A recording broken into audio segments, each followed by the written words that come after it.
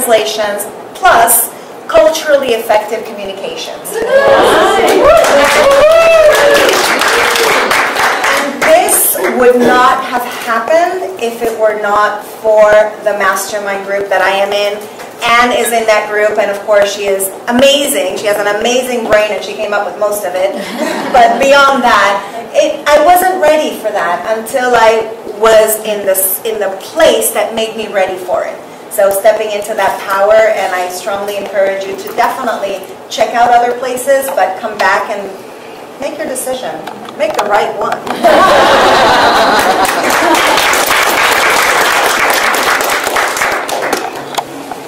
Uduak, you want to make one? Sure. Hi everyone, my name is Oduak. My services, well actually let me start off first with NAVO. I'm a NAVO member. I joined at the recommendation of my business partner, who happens to be my sister and is also a co-founder of my law firm, Ebitu Law Group PC.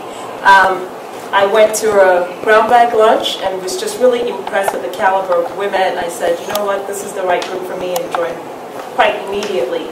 I've enjoyed my time here. So far, so good. It's been great, and I handle the publicity and media for NAVO. And in terms of what my firm does, my firm specifically focuses on providing business litigation services, fashion and entertainment law, and other practice areas for businesses as well as individuals. So we'll go next. Wow. Amazing women in this, men and gentlemen too. Hi. I'm Susan Crane, and I co-own the Party Concierge. We're a special event and design company, and it's interesting because we have a large carving robot now that's doing a lot of custom work and permanent installations of foam and wood and acrylic. It's kind of new for our business, and ice. It does ice. We originally started out, I had a balloon company, and I married the Iceman. So we grew from there, and we grew from 18 years, and then we had a devastating fire that took everything, 40,000 square feet of burn, everything we had. So since August of 2012, we have been coming back, rebuilt. We're all built back. We have all new equipment and printing large flatbed printers. We have the carving robot, of course, all new ice carving equipment. We're back to building our props. The floral division is up and running, and we are so glad and so grateful for Sacramento to be. I get emotional every time I talk about this because we've had so much support and couldn't have been here without you in this city. So thank you for having us. And Susan is also an OWL award. Yeah. Oh,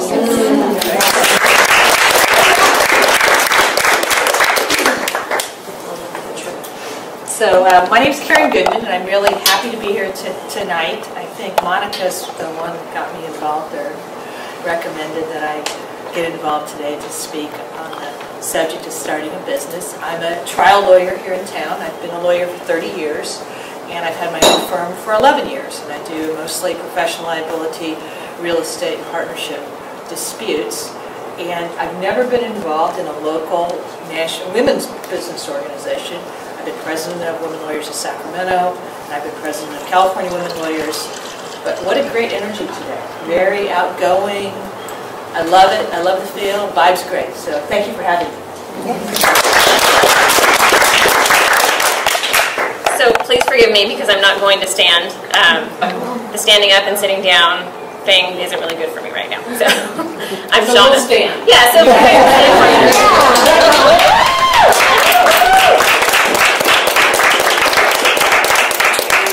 exactly. So I'm vertically challenged right now is what I'll call it. So I'm Shawna Fitzgerald, and I own Creating Answers, which is an external CFO and financial coaching firm. We're located in Midtown, and I actually just purchased the business about 1.5 years ago. But I was an employee of the business prior to that for about 6 years. Before that, I was a business owner of another business. So I've had my fair share of entrepreneurial ventures. So I'm happy to be here tonight talking with all of you and sharing my insights. And I'm actually new to NAVO. Monica introduced me. So, So this is actually my second event. first as a panelist, obviously, and second as just attending. So I'm impressed so far. The energy is great. The women so far seem to be knowledgeable, well-connected, so I'm definitely interested in learning more about the organization and the committees. Sounds great. We'll find a spot for you.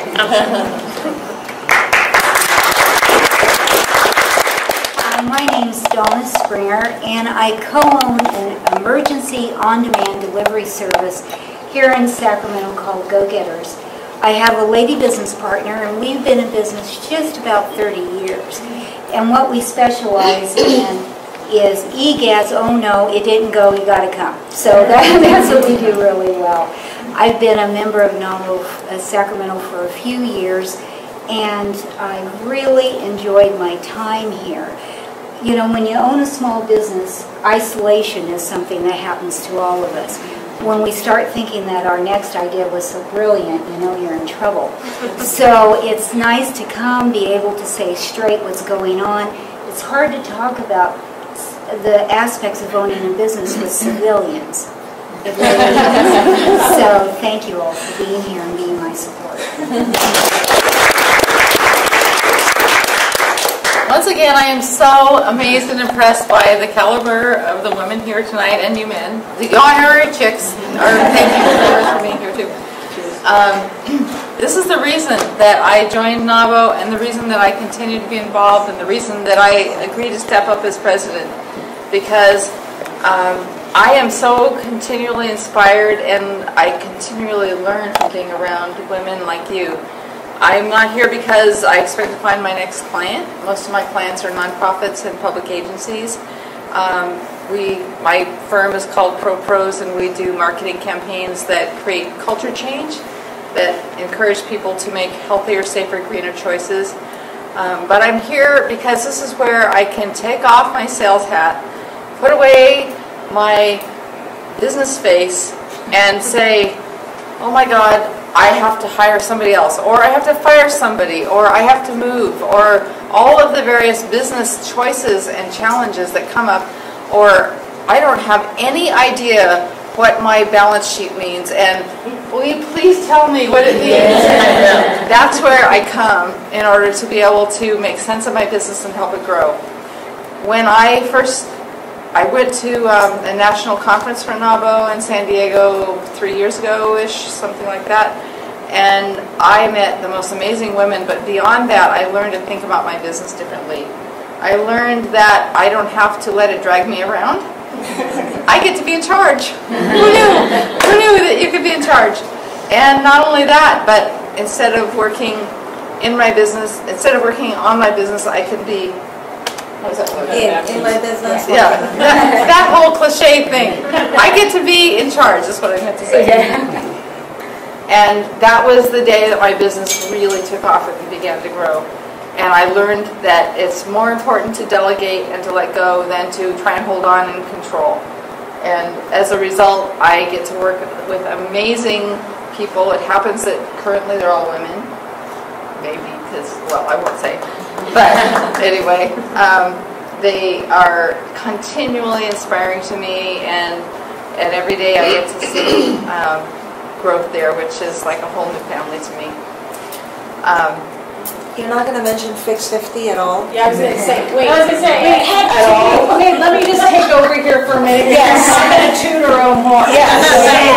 No, so first of all, I just want to say, you know, Susan Crane, I don't know if you all know her, but she's amazing. Her business is like, I mean, I'm telling you that this is caliber like off the charts, okay, for these women in terms of caliber of business.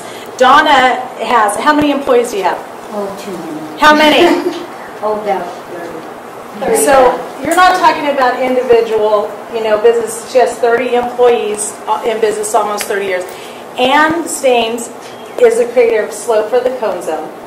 She did all the publicity for Fix 50 that you've all been seeing.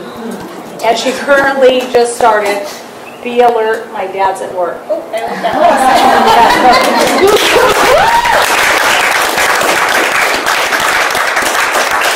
Donna is also an Outstanding Women Leader Award winner. Anna is also Outstanding Women Leader Award winner, and so is my mother. So I just want you to know that this is the kind of women that belong to our organization. I'll see you later. Thank you.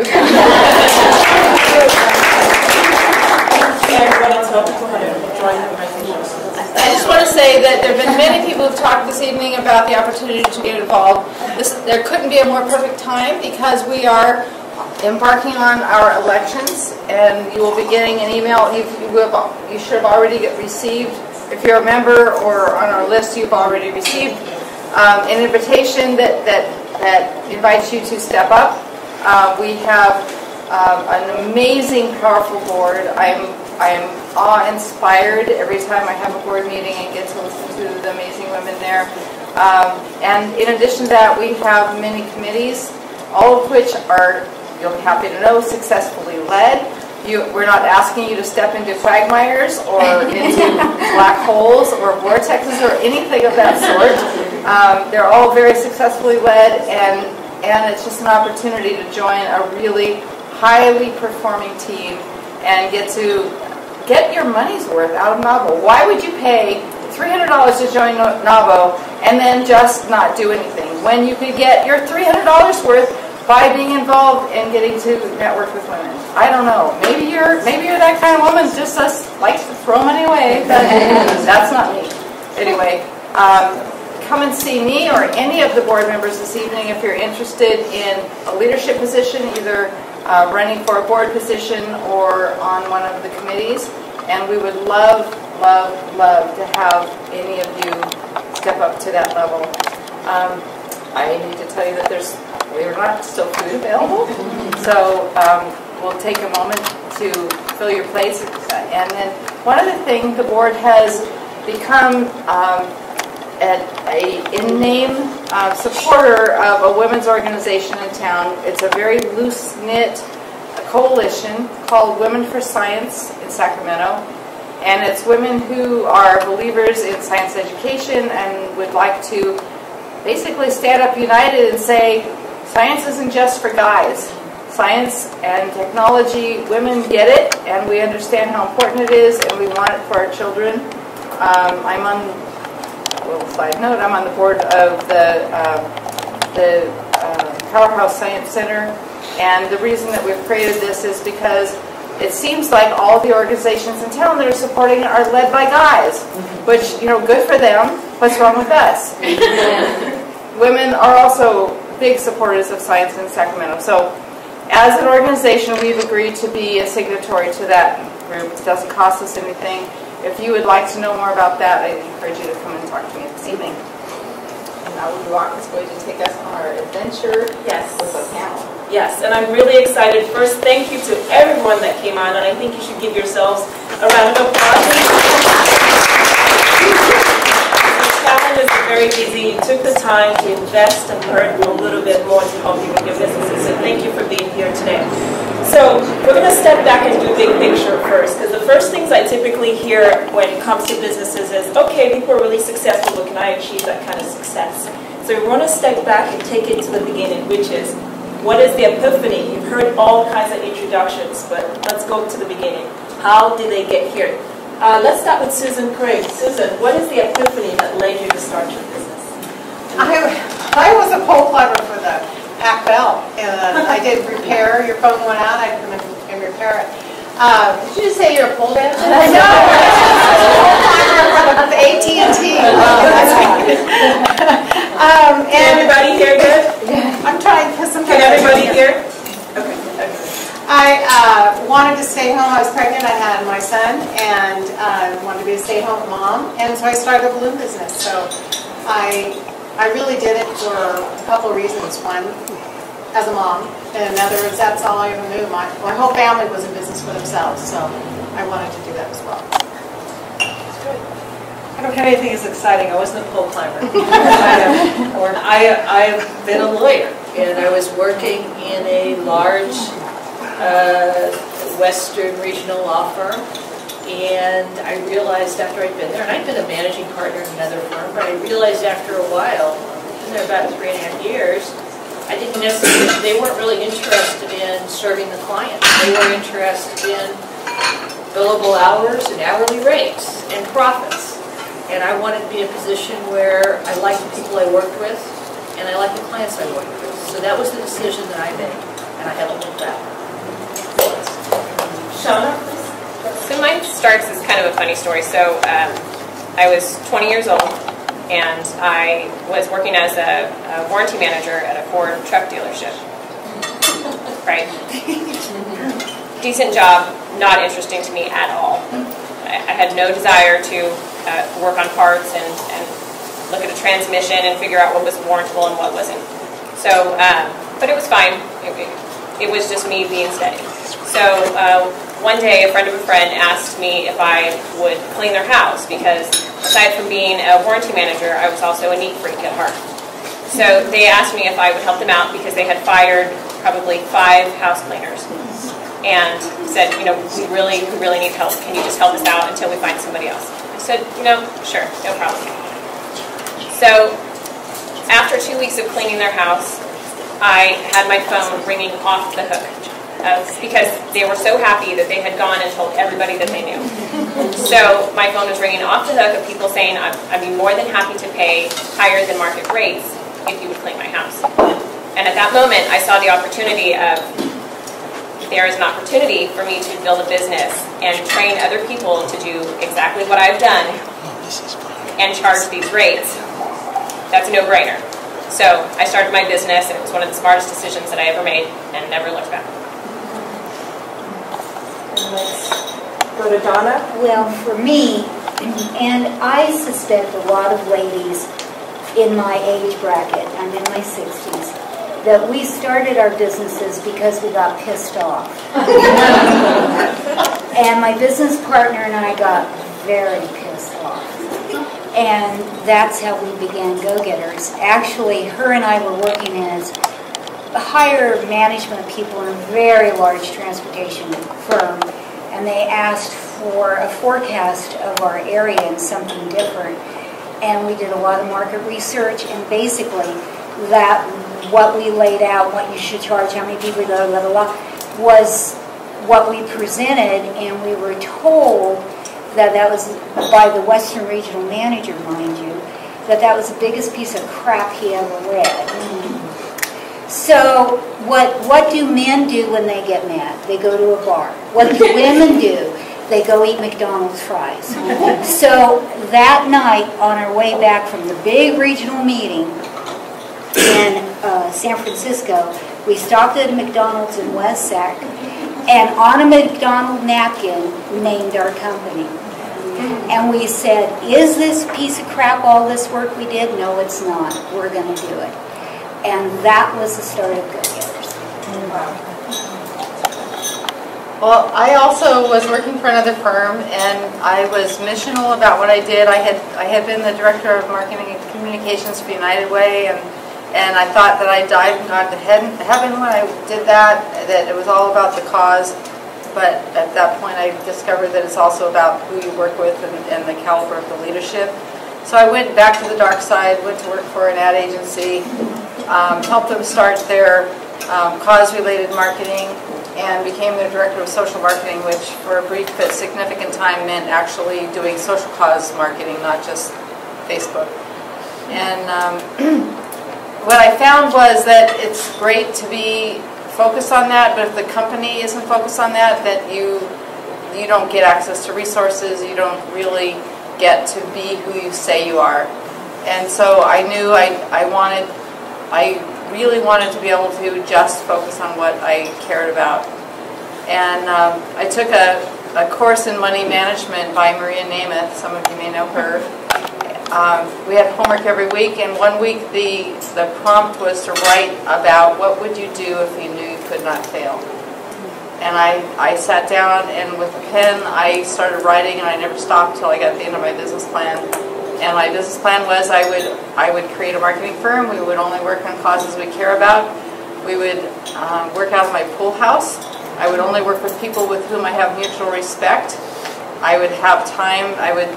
To have time to do the things I care about personally, including raise assistance dogs and paint and garden. It would be in a holistic environment.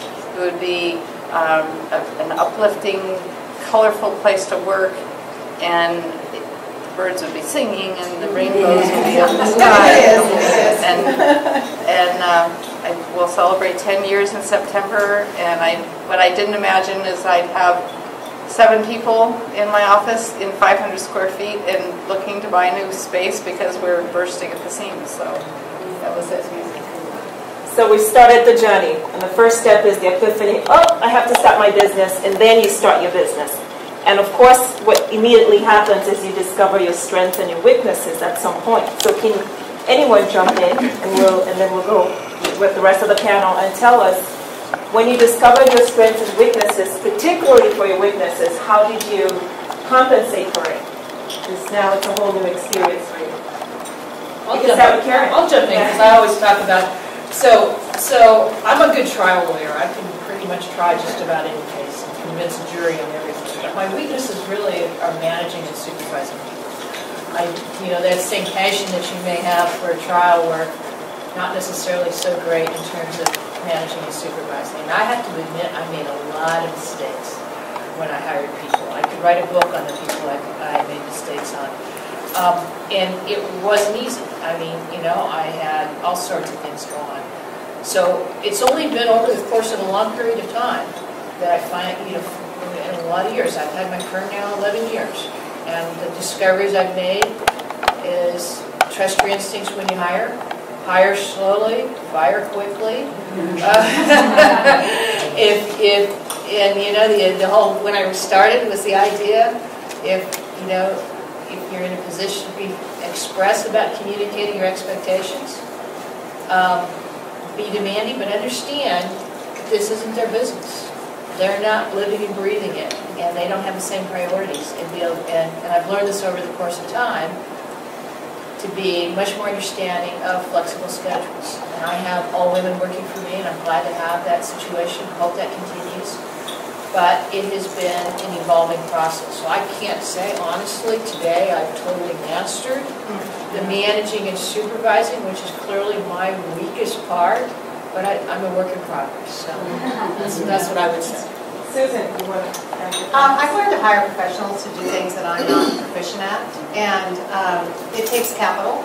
You have to have the money to do that. So when I got into the position to do that, I did start hiring PR. What did you discover were your weaknesses, if any?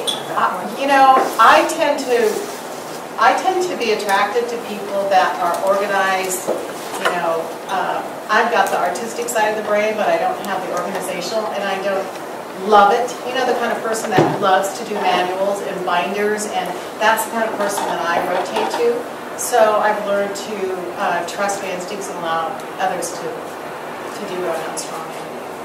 Shawna?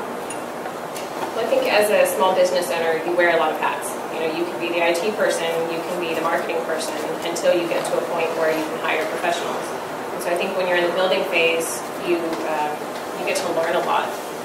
So it's not a matter of if you're weak or if you're strong, it's a matter of can you afford to hire someone who's strong at it. But I think a lot of business owners get stuck in doing too much and don't step back to evaluate, how much is this really costing me? How much revenue could I generate spending that same time towards revenue generation? And so that's been a rule of thumb for me to stand back and say, how much revenue can I generate during the same exact time? And if it's a sizable amount, I hire out. But I think one of the biggest lessons that I learned during kind of the build-up phase in doing more than you normally would is that you learn so much that you don't get taken advantage of later on. So like in building your website and that type of thing. Whereas, if you didn't learn those lessons in the building phase, you'd get taken advantage of later on. Mistakes are more costly later Absolutely. on. Yeah. I have a follow-up to Shawna, because most business owners usually don't have it that fiercely focused to know exactly that they need to farm things out. At what point did you learn that about yourself, that you could immediately figure out that, hey, you know what, I'm not going to take on the burden of doing everything, I'm going to farm it out? Well, I think because of the sheer point of what I do, because I'm so finance focused, that it's all about money for me. It's all about, can I afford this? Can I not afford this? Am I wasting money? Could I generate more money? And so I think just from that, I've learned to pay attention to my time. You know, always clock your time, even if it's just you, if you're a one-man show. You know, record your time of where you're spending it. And that's gonna help you a lot. And Donna, please. Well, you have to understand, my partner and I came from these titled fancy-smancy positions to start this grassroots delivery business. We were maybe, after we were in business, physically at our place we rented, about 2 weeks, we each walked out of our little office and we said, oh my God, there's nobody here to type these letters. Oh, that's right, we used to have people. We have no people, we're the people. So we learned how to type better. And remember back in the day, we didn't have computers. And so for us too, we didn't hire out people. We hired people with skills to come work for us. But we learned really early that if someone didn't know exactly what to do, that we were okay teaching them our way. We were okay. It was okay with us.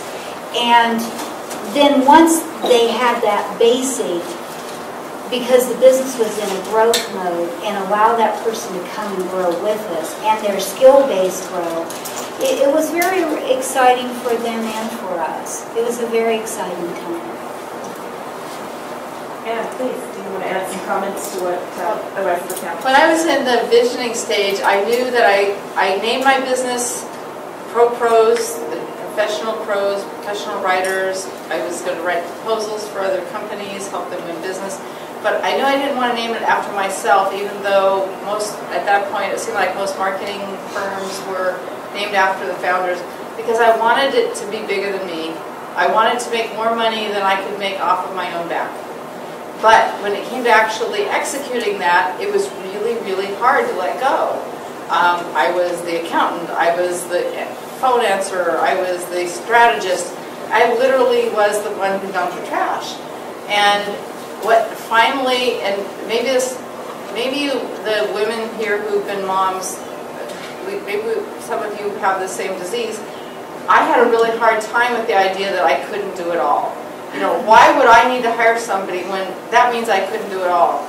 And what really did it for me was I got a contract right out of the bat when I started my company for half of my time at $85 an hour, which was more than I'd ever made in my life at that point.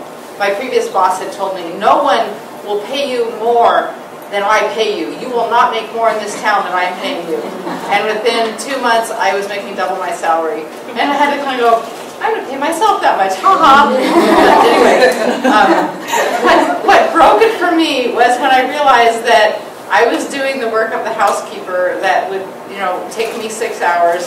I could pay them basically $50, $60 a week to come in and do the same work that was taking me 6 hours, and I was now worth $85 an hour. And you just do the math and suddenly you go, okay, let go of that because that's really stupid. And that was what broke the dam for me, and I realized that if I can hire somebody at $12 an hour or $15 or $30 an hour, that's still less than I want to make per hour, and I can make more money. And that was really the beginning of my business growth.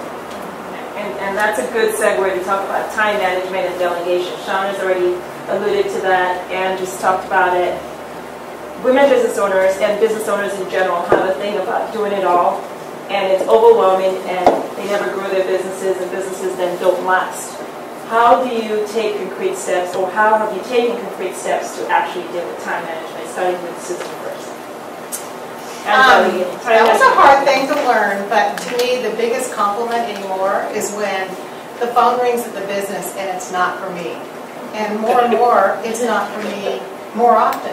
And because it's for my employees, and they're taking care of the things that I used to take care of. And I think for us, because of the fire, I was drawn away to deal with the whole insurance claim. And I learned that, hey, they're okay. They can do this. And it just kind of, we all took our own responsibility in the company, and it's working really well. So it took fire to do that, but it's working really well. I would echo that. What I would say to be the most visual is, I think when you start your own business or law firm, what I did all those things. I learned how to put the address the envelopes. I didn't know how to do that. I had people to do that. I bought the supplies from Costco. I haven't done any of that anymore. I'm like Susan. I would say so many of the calls, my associates get the calls. My husband has picked up all those other things that I never wanted to have to do again. I still go shopping to Costco, though. Yeah, I did the shopping at Costco. The toilet paper. I'm fortunate that I'm not a micromanager, and that is a good thing when you're that busy. I can basically say, this needs to be done, and I can delegate it and hope it gets done. And I think that's really important, because you're exactly right. You get stuck in a rut. If you think you have to do everything, you're not going to be able to do the most important thing. So that's at least what I've just learned to do as I've gotten more confident, as the business has evolved, and I've had people that can actually be adults. So it's been a process. Let me jump to Donna. Donna, what are your tips for time management and delegating in your business experience? Because of the nature of our business is so fast-paced, I don't have a choice. I have to have people trained. But for us, we have a culture at Go-Getters, and I think it's really important when you're newer in business, you really think about what are you trying to communicate with your client. For us, we're trying to communicate efficiency and quickness and correctness, because our clients, everything's so fast-paced, there's no time to redo it. There's no redoing. So the culture at Go-Getters is very quick, very precise, and when a client has a question about billing, just unrelated to the emergency delivery at hand, we have to answer that as quickly and as efficiently as we're handling their delivery. If we were slow to return that call, if we were not precise in our conversations, quick with our clients, these are busy folks, then we're letting down that whole image. So as you bring people into your organization and they start understanding your culture, then that they just start molding and they start echoing what you want them to say on the phone. But you've got to make sure that you're casting out what you expect the minute they walk in the door. The minute someone comes and interviews with us, we begin letting them see what our culture is. I hope that isn't too vague of an answer, but it really trends from the bottom all the way up. It really works. And Shawna, do you have anything you want to add? Well, the one thing I would say is that almost 10 years in, I started going to Mastermind, and blessed with way too much work to do, and most of the people there were kind of working on how to grow their business, and I was trying to figure out how to manage the growth that we had. And what I've gotten out of Mastermind is being challenged to find somebody to be an executive assistant and to let go of that part of it. And that's probably the hardest lesson I've had yet, is how to let go of that stuff that feels like that's so personal and it's so minuscule you could not ask somebody else to do it, and hire the right person to do that. And I've hired that person. She started full-time on Tuesday. We have to thank Susan and the rest of my team from Mastermind who pushed me on that, and thank you, because I'm now finally able to say, I got this phone call. I forgot to return it. It's on my desk. Can you go find it? Can you tell Shelley to return the call? Oh, by the way, the dogs have to go to the groomers tomorrow, and I don't have the van cleaned out. And oh, by the way, can you please tell me what it is I forgot to do today? And I get a text at 6 o'clock at night saying, did you see these emails? Because you didn't respond to them yet, and I want to make sure you didn't miss them. Is there anything that you need me to help you with? Which makes me look like I actually have my act together. So let me tell you guys a short story to transition into the next question that I have. Ben Rose is here. In 2004, I'm going on about 14 years now of practicing law. In 2004, I decided to start my own law firm as a sole practitioner. And I walk into this bank and I see Ben Rose, who's the general manager at the time of the bank. I had no clue in terms of financing and where money would come from. And he was so kind, not only to tell me about it, walk me through it, and introduce me to the Small Business Administration and give me all the details. So I'm very, very grateful. And today he's running his own business and a new digital evidence business that you just launched. So thank you for being here. Going back to the panel, financing is huge. We've talked about the epiphany, we've gone through time management and delegating, but really it goes back to if you don't have money, you can't really sustain a business even if you start it. Where did you obtain, where and how did you obtain financing? And why don't we start this way from Anne? Well, I was blessed. My beloved grandmother, who I've been closer to in life than anybody, passed away and left my sisters and me each $30,000, which was what gave me that permission to believe that not only could I imagine what I would do if I knew I couldn't fail, but I could actually maybe jump over that gigantic chasm and try it. Because I knew if I didn't make any money for a year, I at least had that money behind me. It never occurred to me that I could go out and get a loan. That didn't seem like a possibility. And I've been self-funded. I borrowed from that money and I repaid it.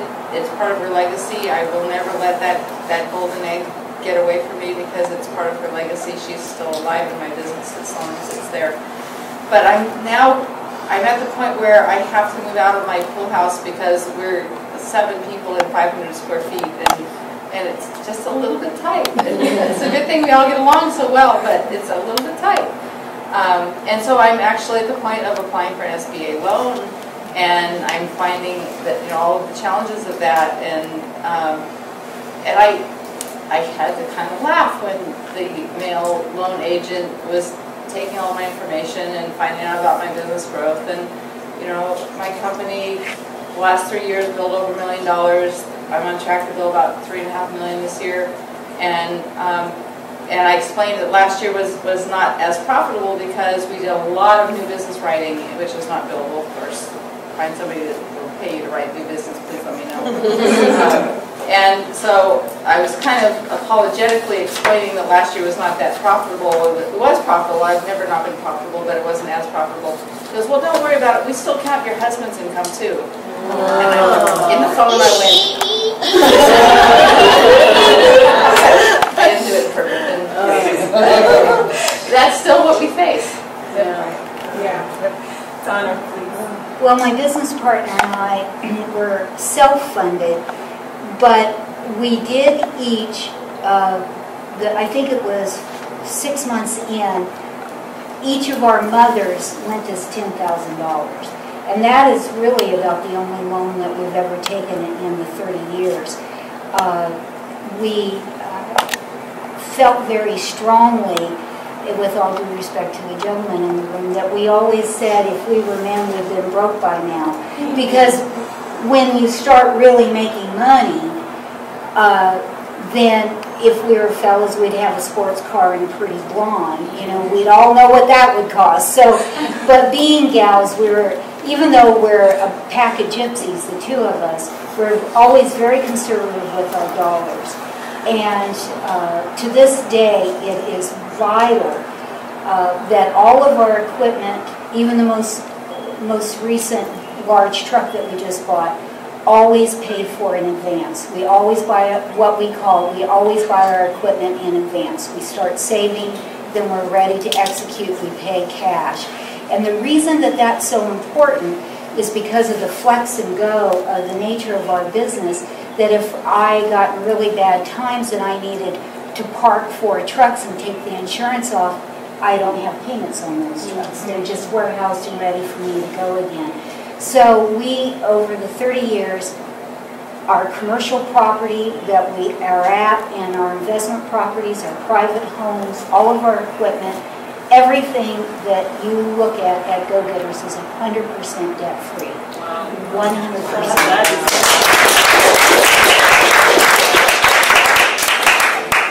Shawna, please.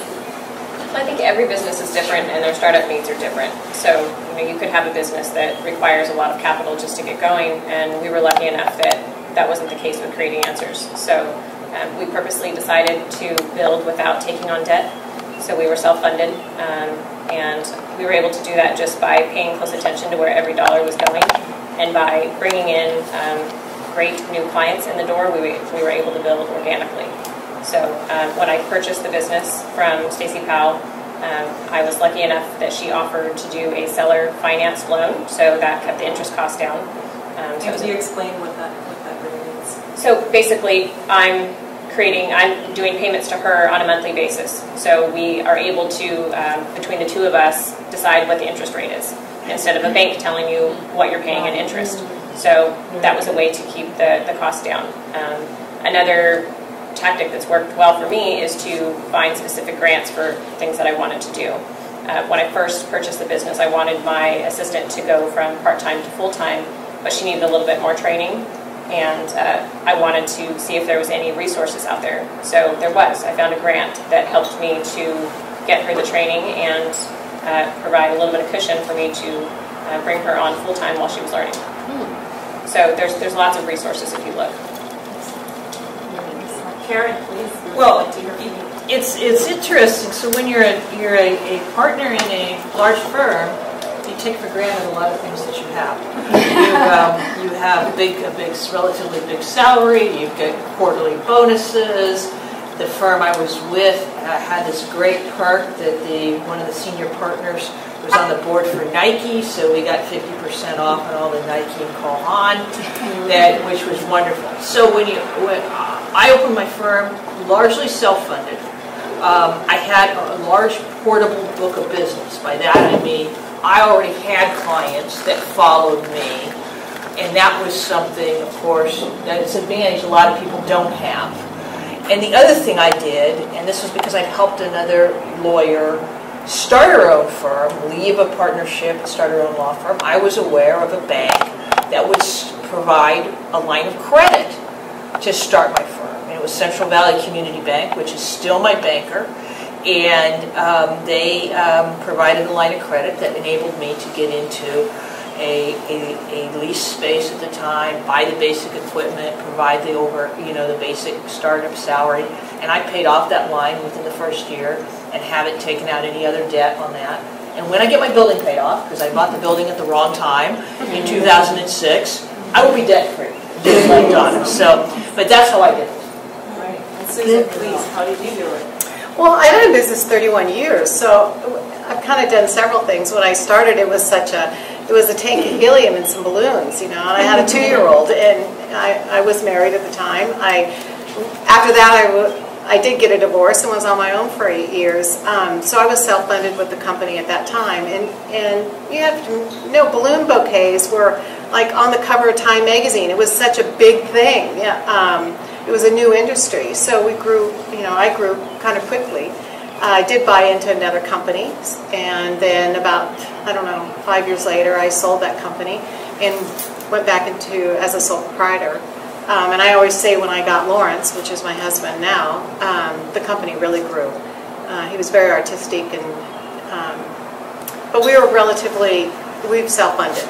And other than, we did buy the building with an SBA loan, and since have paid it off. But I don't like debt. I'm very conservative. The only loan we've had really is for vehicles, and I like your idea about saving and paying cash for a vehicle, and the building. So, very fortunate. Shawna, during the introduction, sure. I have a question for somebody who's not a business owner. Is what is self-funded? So does that mean that you kind of started working and the money's coming in, and therefore you use that to be able to savings account, family and friends that are able to help, beyond your savings or your. Would that also include like putting it on your credit card? Yeah. Good. Okay. Basically, so that you're accountable for all monies that you bring into the business as opposed to a third party that you go and borrow money from. And please, I do try to break down the terms too, so if someone needs clarification. That's all right. I probably need to break down. Well, maybe. I do want to say, yes, please. The equipment that we had to replace was very expensive, and we did really pretty much everything to pay for it as in cash. Because to go into a situation where you're recreating a new business and rebuilding, and we had so many other expenses, so we really pretty much did everything that people paid. And I will add, for my business, it was also self-funded back in 2004, ultimately, because I decided to go a different route. And then 2 years ago, my business partner and I decided to form a new firm together, and it's also self-funded. So family, friends, but this is our own capital, actually, not necessarily family and friends. Shawna, before we began, you did an introduction. You talked about the health issue you had, and then you just talked about, Susan, you just mentioned something about divorce. If you're a small business, necessarily there are all kinds of things that hit you, challenges, setbacks, failures, health issues. How does that translate into how you've been able to get back up when those kinds of challenges stare right at you in the face? And even be here. Yeah, I was going to say, that's a really funny question this week. Because I've had a whole new set of challenges this week with health issues. I've never had that piece of challenge, and so it's a nice reminder that you're not invincible, and you have to plan for the unexpected.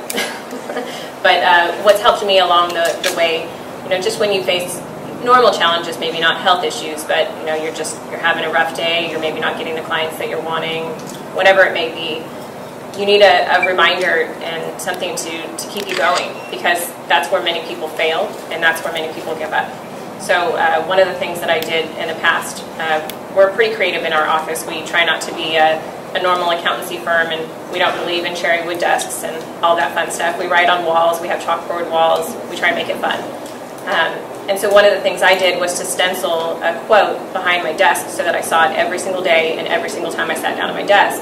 And the quote was, "The road to success is dotted with tempting parking spaces." And it spoke to me. With what? With tempting parking spaces. Tempting parking. That's cute. Which reminded me that failure is not an option. Let's go to Susan, actually, since you mentioned something that most people can relate to. I think failures, in fact, I had my husband look at the questions, and we kind of both gave the answers, and he said that failure is the R&D of business, and without failure, I think our failures. Can you explain what R&D is? Research and development, and you keep trying, and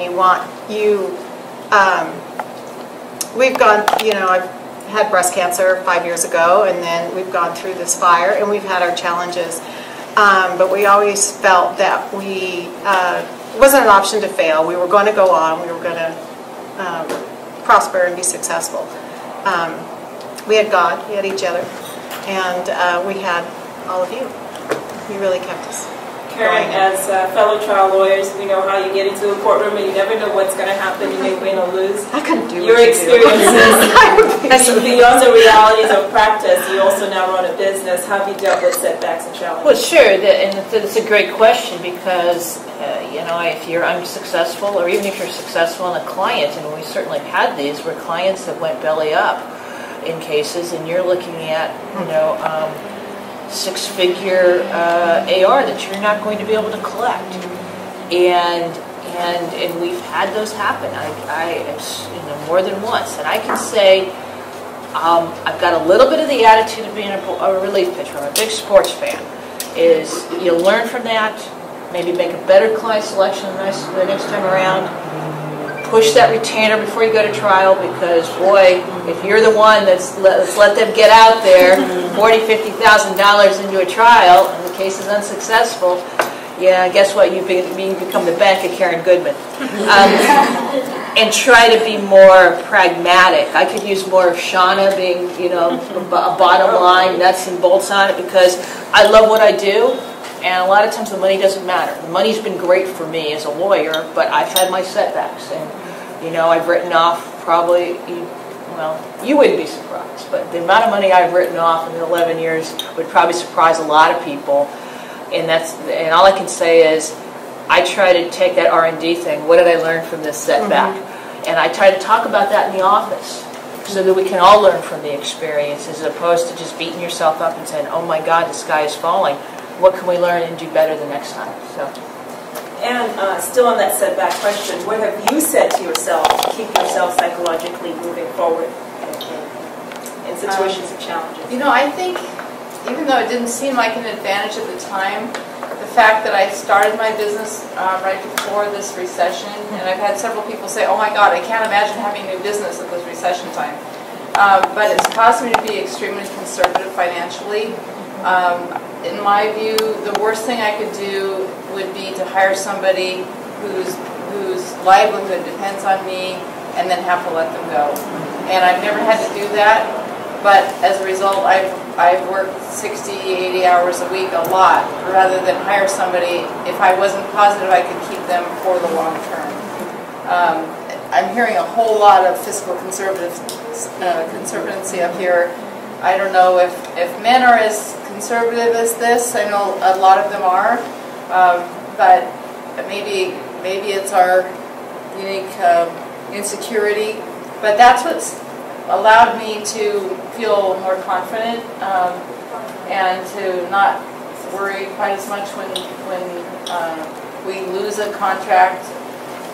We haven't lost any contracts that we had, but you go after new business proposals all the time and you don't win all of them. I did learn from my previous boss a whole lot of things not to do. That was one of the tenets of starting my businesses. I will do everything the opposite of how my previous boss did. And one of them was that he started counting every dollar when we would go after a new business proposal. And if we didn't win it, it was like somebody had stolen that money out of his bank account. And in my view, it's not there until we've actually collected it. I don't even think about it. I should probably project forward more, but I don't, because I don't want to count that money until it's actually there. Donna, we definitely want to hear what you have to say about setbacks. Well, for us at Go-Getters, we have cyclical clients too, Ann. And so as far as the client base is concerned, you always have to be feeding new in, because a need, a thing, a something, it just changes in the nature of our work. For my business partner and I, it's a little bit amazing that we've overcome some personal situations. Actually, it is amazing. During the 30 years, you know, when you have 30 years of a relationship, and that's what a business partner is, there's plenty of time for people to be heroes, and there's plenty of time for you to be an asshole. I mean, everybody gets to be each, because so much time goes by. For my business partner and I actually have been a widow twice in the 30 years that I've owned Go-Getters. My business partners, both her parents died. My business partner had colon cancer and recovered. She had major brain surgery and recovered, and has had a major cardiac situation that we're facing now. So we realize that without each of us, the business may not have made it. May not have made it. But when people have asked us that know about our story, you know, my answer is pretty simple. When you don't have a choice, it's easy to choose. So just following up on that, you have a business partner and all this really chaotic things going on. How have you compensated? Do you have more people come in and step up in that role, or? Yes, okay. Absolutely. For my business partners area of the company, I did hire to take certain aspects of it for her, and obviously through these health challenges, her hands-on has retracted quite a bit. But I'm very respectful that she owns half the company, and she's treated thusly. She's not treated in any less than or a minor way. And so, you know, we started together, we'll end together. Well, it's respectful. You want to be in the same situation if it was in your shoes. One of the reasons for joining Novel for me was the fact that my sister, who's my business partner and totally adore, always a fan forever of everything I do, really got into my frustration on having mentors, business mentors. I've got a lot of male mentors, right? But I just... Well, you're beautiful, so... Where's the surprise on that? I have a lot of male mentors, but I didn't feel that I was quite connected and I talked about business. And I'm from a family of all entrepreneurs and female entrepreneurs and male entrepreneur. My brother's out there also. So I, talked to her about my frustration, and then she told me, well, a colleague, is a part of NABO over in Silicon Valley. We should join NABO here. I think it may be beneficial to you and, be the answer for what you're looking for. And I found it to be that place. So far, so good.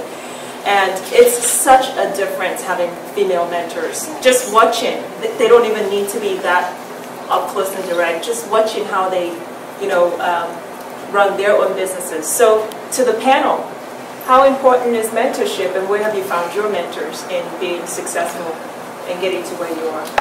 Let's start with Anne. My mentors have all been found here, honestly. That was probably the biggest epiphany for me with NABO. Was up to that point, I was the oldest of 3 girls, and my mother and dad owned a business. My mom was called, her nickname lovingly called Mother Fang, because they ran a trucking company and the truckers were terrified of her. You can imagine being the oldest daughter with that legacy. And so I thought it was all on me. It was all on me. And I came into NABO and I found other women who had more wisdom than I had and who were doing this grace. And I have to give a lot of credit to Laura, most recently, who has been helping me to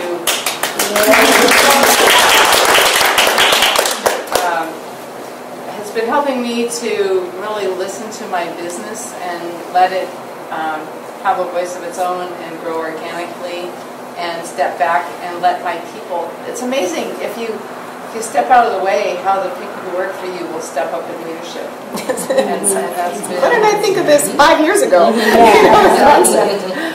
So the first company I worked for was a big international ad agency, and they had a philosophy that I thought I still believed in all along, but I really put into practice, which is, if you hire people bigger than you, you'll become a company of giants. If you hire people smaller than you, you'll become a company of vertically challenged people. You can't say it.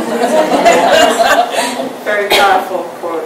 Let's go to Susan and work our way back up here.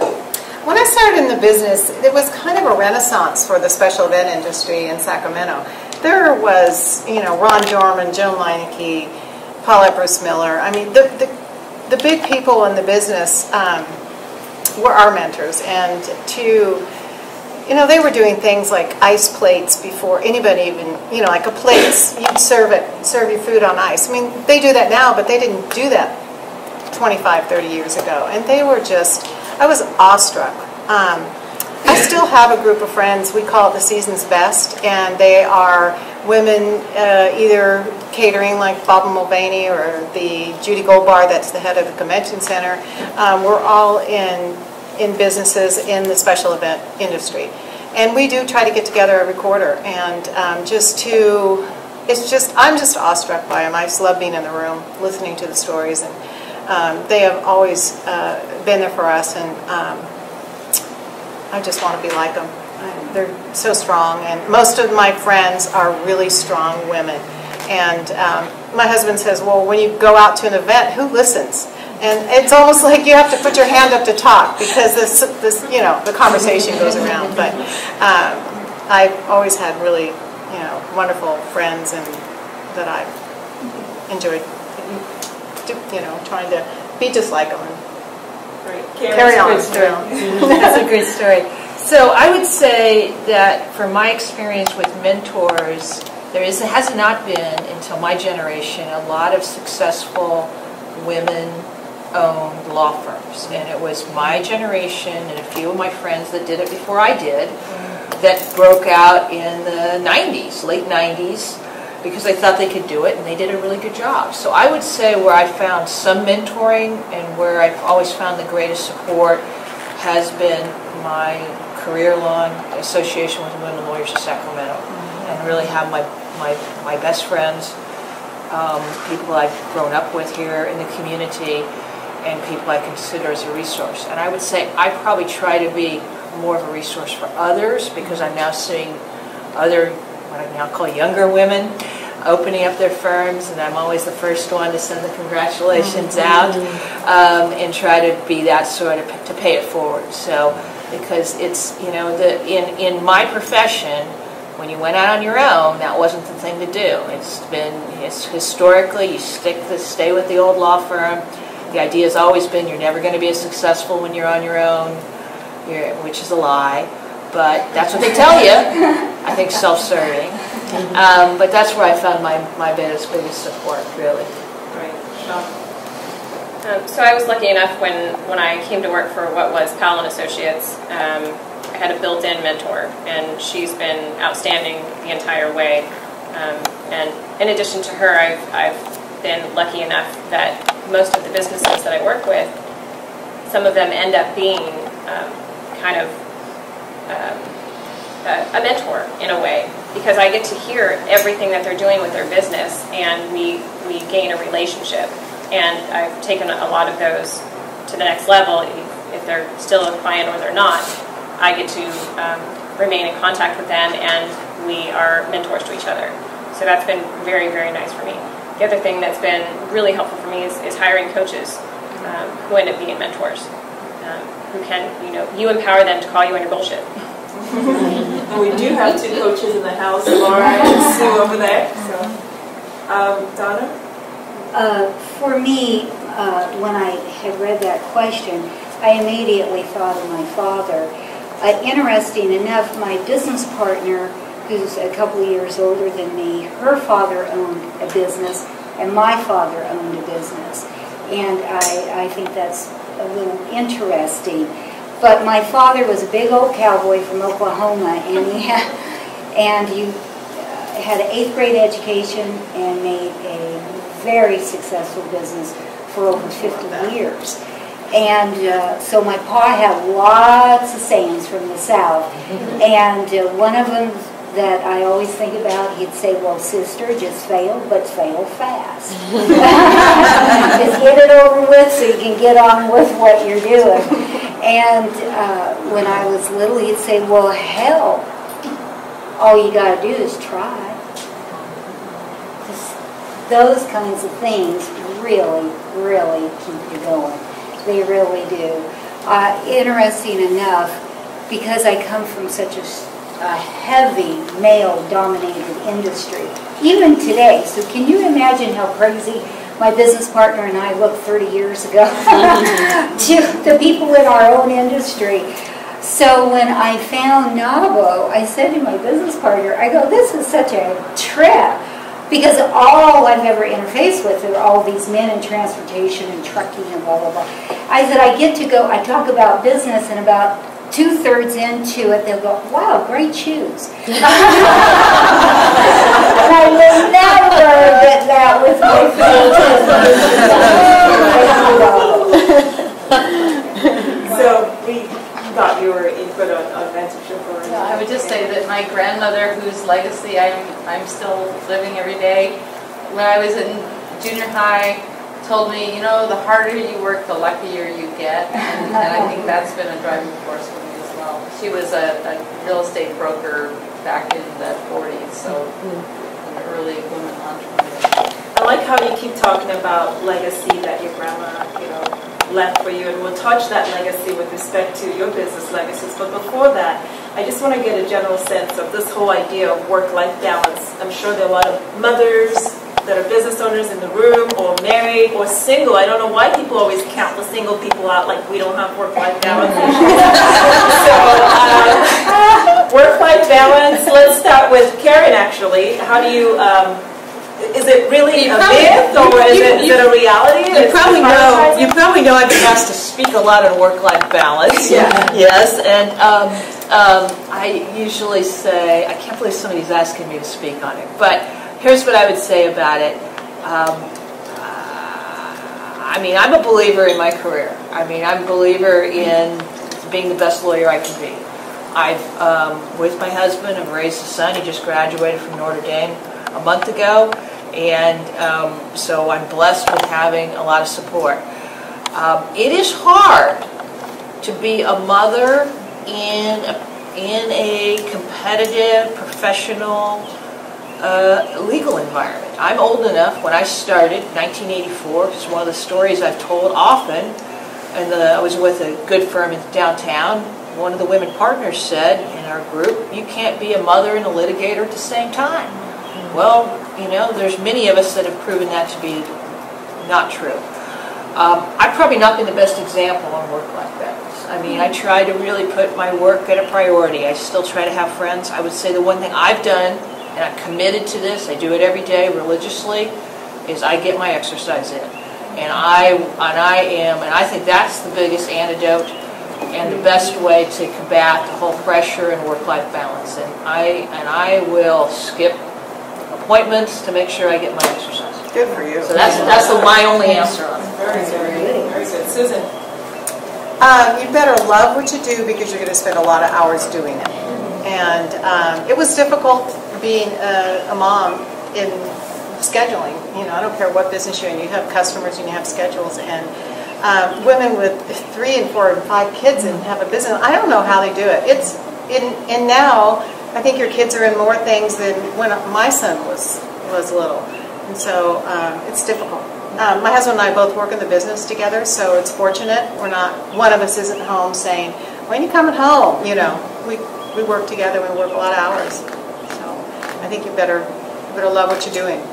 Anyone else has something to add to the work-life balance question? Well, that was part of my vision for starting my company, and why I started it from my pool house was I wanted to be there. I had 3 kids in high school, and I wanted to know, are they coming home in the afternoon, or who are they bringing home with them? And they knew, regardless of if I was at a meeting or not, Mom might be there, and she would know if I was here or not. So that was a part of it. As they have progressed on out through college and so forth, the balance has actually become harder to maintain because I don't have kids that are waiting for dinner. But the one thing that I have found is it doesn't have to be, and I like the way that you work here, that wrote the question, is there a balance or is it more about straightening priorities?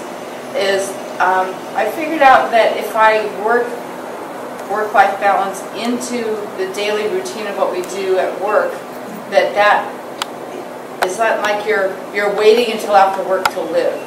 So, and for me, that's a really important part of what I give to my staff. We have monthly team building events. We have an organic raised bed vegetable garden in the back.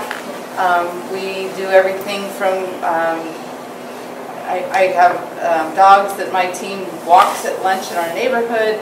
And we have Friday afternoon wine celebrations if there's anything to celebrate, and if there isn't, then there's probably a bottle of wine opening because there isn't. We celebrate everybody's birthdays. We're doing a retreat for 4 days in Truckee to do some visioning and so forth. So by integrating that into what we do on a regular basis, by being in a holistic environment, we've got my favorite colors on the walls.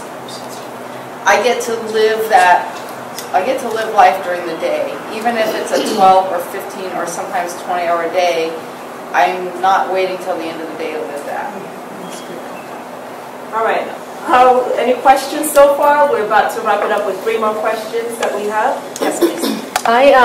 My name's Kathy, and I own Home Care Assistants. And in my industry, it's really, we're unregulated. And so in the state of California, anybody can slap a sticker on their car and say, I do home care services. It's still legal. Scary, yet legal. One of the things that I'm drawn to is you, because one of the things I choose to do is I choose to have insurance, and I choose to have my employees be under workman's comp insurance, which as a small business, that's a chunk of change.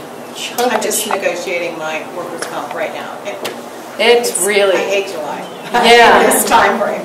So, I don't know, I'd love to hear something about insurance relative to starting off and as a line item. Obviously, my employees are making more money than I am right now. However, I just think it's the right thing to do, and I guess I want to hear that. Well, I think California is going to more and more regulations for your type of business. So slowly.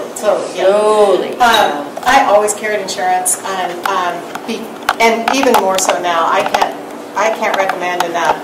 Look at your policies, know what's in it, and I would look at it. Oh, okay, I'm covered. It really paid off, and it's real important. The liability issues, you don't want to be stuck with You know, I mean, then you see it, then you get to hear it.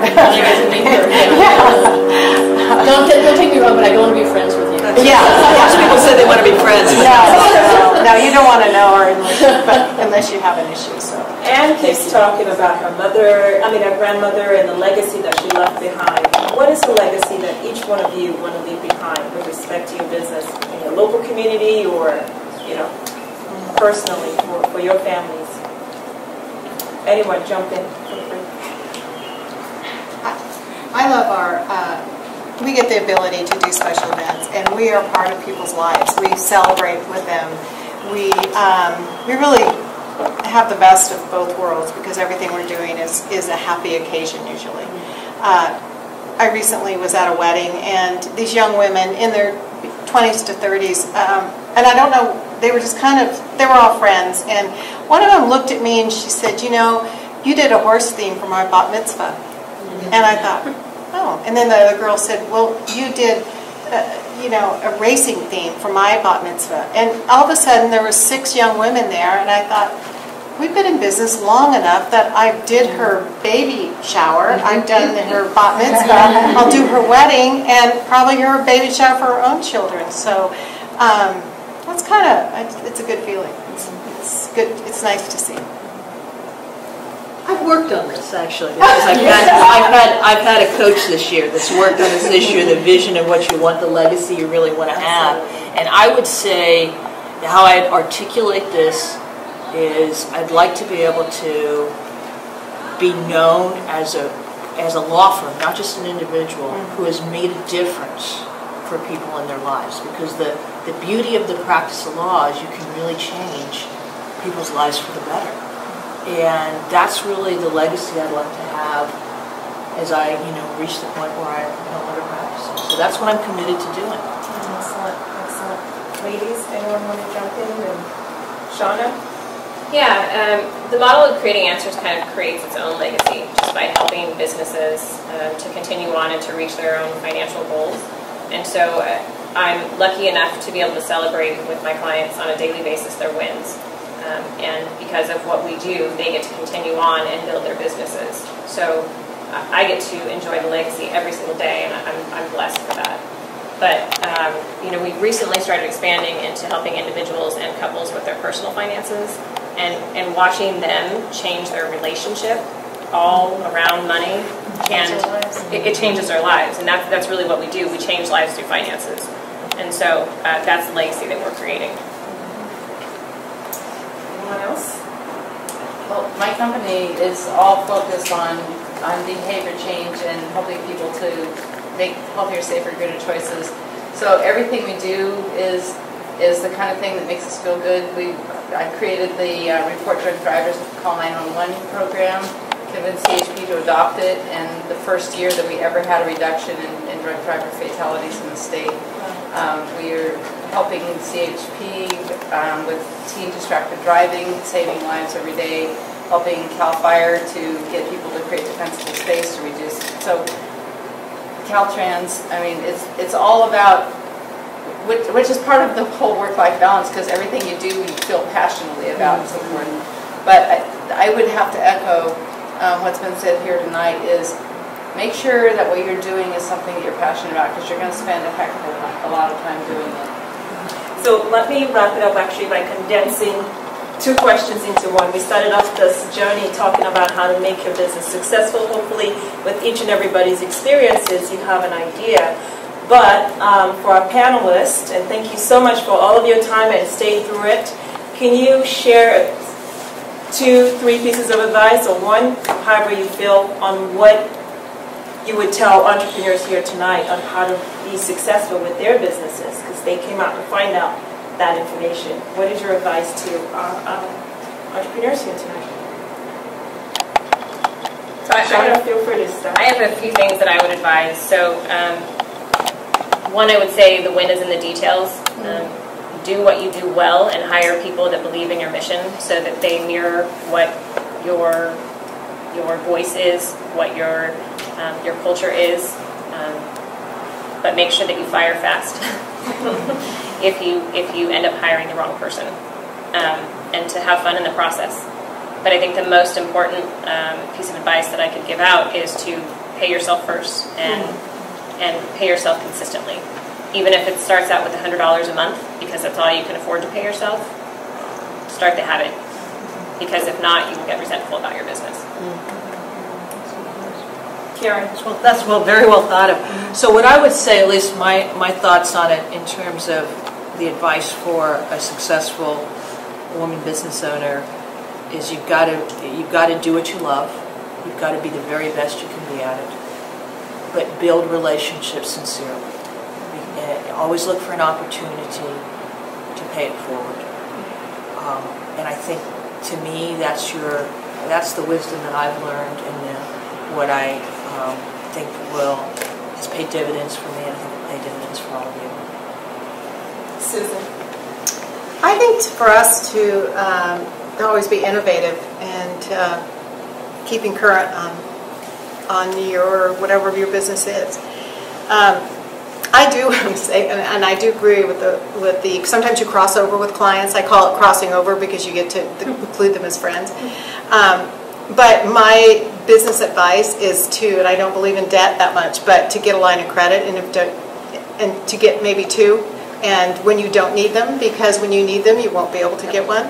And if we didn't have those lines of credit during the fire, we were consistently $300,000, $400,000 behind with insurance payments. We wouldn't have survived. And that's, to me, the best. It may cost you a little bit, $200 or $300 a year, but get a line of credit.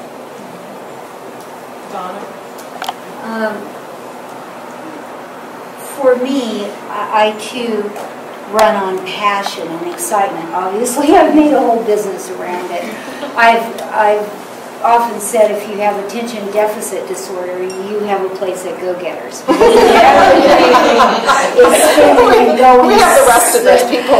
Yeah, it's so quickly. But my advice for a newer business is be sure, don't lie to yourself. You can bullshit out there all over the place, but don't lie to yourself. Don't take everybody's advice. Your gut and the knowledge of what you're doing is the truth. And you need to really, really not second guess yourself. You really have to listen to what your gut and your knowledge says. And my last piece of advice is don't price yourself so cheap. Yeah. Be the expert in your field. You price yourself accordingly. And if you don't quite think you're earning what that is, make yourself better to earn it. Be the best in what your category is. Do not retract that pricing. Because even during the recession, I need to tell you, my industry, 50% of companies like mine in the state went out of business. The ones left standing were 50% smaller. That's real. That's real. And during that time, we never retracted on what we build. We never got cheap, because that would only cheapen us. So we stayed the best in what we did, and we priced ourselves accordingly. Ladies, we just have a damn tendency to underrate our value. We do it at home, don't do it at the workplace. Stop being girls when you go to work. That's very well said, Donna. Very well said. Yeah. I would just say that, it's been said here tonight, be slow to hire, quick to fire. Once you find those amazing people, treat them like gold, because to replace them is so expensive. I have a very small shop compared to other firms, and if you're looking at size of the firm, I can't compete, so I compete in other ways. I make sure that I treat my people in a way that they can't imagine ever leaving. Profit sharing, 401k, health benefits, team building, flexible hours. I compensate in other ways. I know it's unfair, but I'm sorry, I just don't want them to leave. If they're good enough, then I want them to stick around. And I recognize that they are more valuable than if they leave. I got to do it myself. Just think of it that way. do I want on Tuesday morning to have to wake up and do their job? No, I don't want to do that. So it's worth it to make sure that they want to stay. Weren't they great, you guys?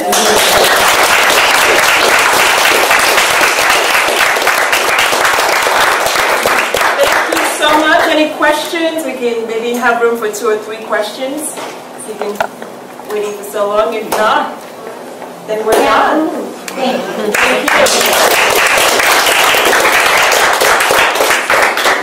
Thank you. Nice meeting you. It's so. One person is you've heard a couple times about the mastermind and how valuable that's been. And for the last 6 months, we've been in our mastermind groups, and they've been closed for those 6 months. In July, one of them will be opening up, and we have 2 or 3 spots. And then in August, another one will open up. So if you are interested in being part of this group and really letting your business thrive, please let myself or Susan know, and we'd be happy to talk with you about what's involved. It would really be great to expand the group and to be a support to you in what you're creating in your business.